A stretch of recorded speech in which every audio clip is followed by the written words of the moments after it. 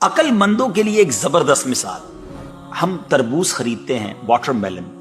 مثال کے طور پہ 5 کلو کا ایک تربوز ہم نے خریدا، اور جب اسے کھانے لگتے ہیں تو پہلے اس کا چھلکا اتارتے ہیں نا.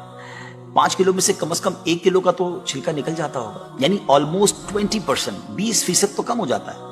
مگر کیا کبھی ہمیں افسوس ہوتا ہے اس کا؟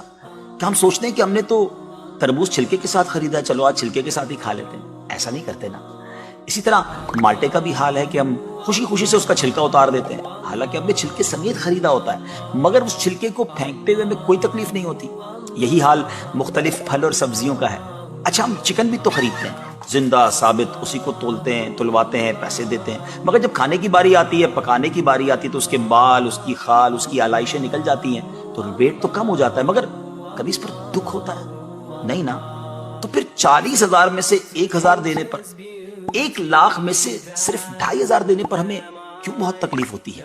حالانکہ یہ صرف 2.5% تو بنتا ہے، یعنی 100 روپے میں سے صرف 2.5 روپے. یہ تربوز، کیلے، آم اور مالٹے کے چھلکے اور گٹلی سے تو بہت کم ہے نا.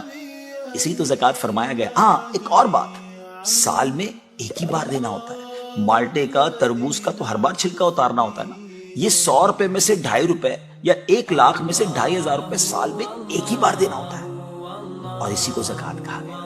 کیا برکت والا کام ہے یہ. مال بھی پاک، ایمان بھی پاک.